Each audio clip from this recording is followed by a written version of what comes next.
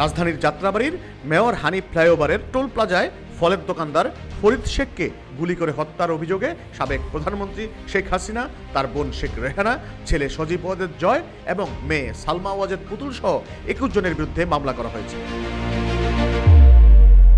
মঙ্গলবার ঢাকার metropolitan magistrate Shakil আহমেদের আদালতে মামলা করেন নিহতের বাবা সুলতান মিয়া।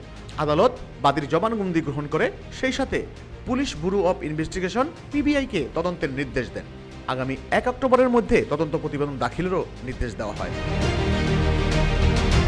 মামলার বাকি আসামিরা হলেন সাবেক সড়ক পরিবহন ও সেতুমন্ত্রী ওবায়দুল কাদের, সাবেক স্বরাষ্ট্রমন্ত্রী আসাদুজ্জামান খান কামাল, সাবেক পররাষ্ট্রমন্ত্রী ডক্টর হাসান মাহমুদ, সাবেক ডাক টেলিযোগাযোগ ও তথ্য প্রযুক্তি প্রতিমন্ত্রী জুনাইদ আহমেদ পলক, সাবেক শিক্ষামন্ত্রী মহিবুল হাসান চৌধুরী নওফেল, ডিএসসিসির সাবেক মেয়র শেখ ফজলিনুর তাপস, সাবেক পুলিশ মহাপরিদর্শক আব্দুল্লাল মামুন, ঢাকা রেঞ্জের ডিআইজি সৈয়দ নুরুল ইসলাম, সাবেক ডিবি প্রধান হারুনুর রশিদ, অতিরিক্ত যুগ্ম commissioner Dhaka metropolitan police Biplab Kumar, সাবেক কমিশনার ডিএমপি হাবিবুর রহমান, হাসানুল হক ইনু, রাশেদ খান মেনন, আমির হোসেন আমু, ছাত্রলীগ সভাপতি সাদ্দাম হোসেন, সাবেক তথ্য প্রতিমন্ত্রী মোহাম্মদ এ আরাফাত সহ যাত্রাবাড়ি থানার ভারপ্রাপ্ত কর্মকর্তা আবুল হাসান।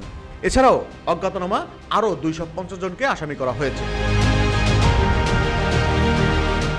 মামলার অভিযোগে বলা হয়, গত 4 জুলাই শেখ হাসিনা পদত্যাগের এক দফা দাবিতে ছাত্র জনতার তুমুল আন্দোলন চলাকালে বিকেল 3:30টার সময় ফরিদ শেখ যাত্রাবাড়ি ফ্লাইওভারের টোল প্লাজার দক্ষিণ পাশের রাস্তা দিয়ে এক ফলের দোকানে যাচ্ছিলেন। শেখ হাসিনার নির্দেশে গণহত্যা চালানোর সময় পুলিশের গুলির আঘাতে মারাত্মক জখম হয়ে রাস্তায় লুটিয়ে পড়েন ফরিদ। চিকিৎসাধীন অবস্থায় মুগদা হাসপাতালে ফরিদ শেখ গত 6 আগস্ট বেলা 11টা 45 দিকে মৃত্যুবরণ করেন। শেখ হাসিনা সহ মামলার আর্জিতে আসামিরা পরস্পর যোগ সাজসে সেই ষড়যন্ত্র ও পরিকল্পনা করে পুলিশ বাহিনীকে লেলিয়ে দিয়ে এই হত্যাকাণ্ড সংঘটিত করে বলে উল্লেখ করা হয়েছে।